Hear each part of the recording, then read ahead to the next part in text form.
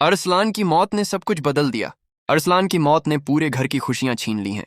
फजा की शादी रुकवाने के लिए वहां पहुंचने वाला अरसलान हालात बिगड़ने के दौरान गार्ड की गोली का निशाना बन जाता है।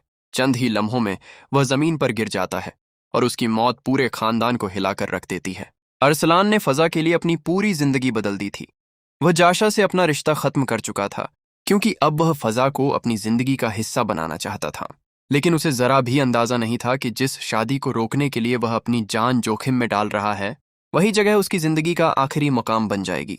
जब अरसलान की मौत की खबर सुफियान तक पहुंचती है तो वह पूरी तरह टूट जाता है। लेकिन इस सदमे के साथ उसके अंदर शदीद गुस्सा भी पैदा हो जाता है। तदफीन के बाद वह अपने भाई की कब्र पर खड़े होकर वादा करता है कि अरसलान की मौत का हिसाब जरूर लिया जाएगा। सुफियान का शक फजा और आमिर पर जाता है। उसे लगता है कि अगर ये दोनों इस मामले में शामिल ना होते तो अरसलान वहां पहुंचता ही क्यों।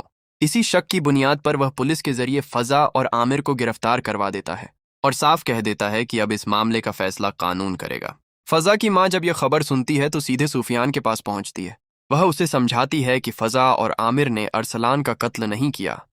अरसलान खुद शादी रुकवाने वहां आया था और हालात बिगड़ने के दौरान गार्ड की गोली उसे लग गई।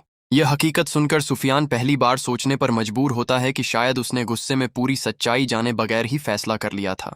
अब उसकी सोच जाशा की तरफ जाती है। जाशा को भी अरसलान के फैसले की वजह से बहुत कुछ बर्दाश्त करना पड़ा था। उसने अपना रिश्ता बचाने की पूरी कोशिश की, लेकिन अरसलान फजा के साथ नई जिंदगी शुरू करने का फैसला कर चुका था। जाशा को तलाक देने के बावजूद अरसलान फजा तक पहुंच नहीं सका और अपनी जान से हाथ धो बैठा। अब सुफियान को धीरे धीरे एहसास होने लगता है कि जाशा को अरसलान की मौत का जिम्मेदार समझना भी गलत था। जाशा ना अरसलान को वहां लेकर गई थी और ना ही उसकी मौत की वजह बनी थी। लेकिन सबसे बड़ा मसला यह है कि फजा और आमिर पहले ही पुलिस की गिरफ्त में आ चुके हैं, जबकि सुफियान अभी भी अपने फैसले से पीछे हटने को तैयार नहीं। वह साफ कर देता है कि उसके भाई की मौत का फैसला अब कानून ही करेगा। दूसरी तरफ शेरी अपने बेटे की मौत का सदमा बर्दाश्त नहीं कर पाती। वह बार बार अरसलान को याद करती है और यह मानने से इनकार कर देती है कि उसका बेटा अब इस दुनिया में नहीं रहा।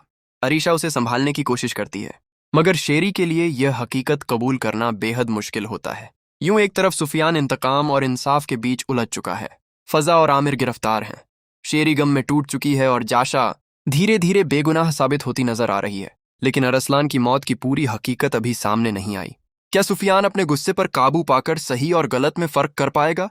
क्या फजा और आमिर वाकई अरसलान की मौत के जिम्मेदार हैं? और क्या जाशा को आखिरकार वो इंसाफ मिलेगा जिसकी वह हकदार है?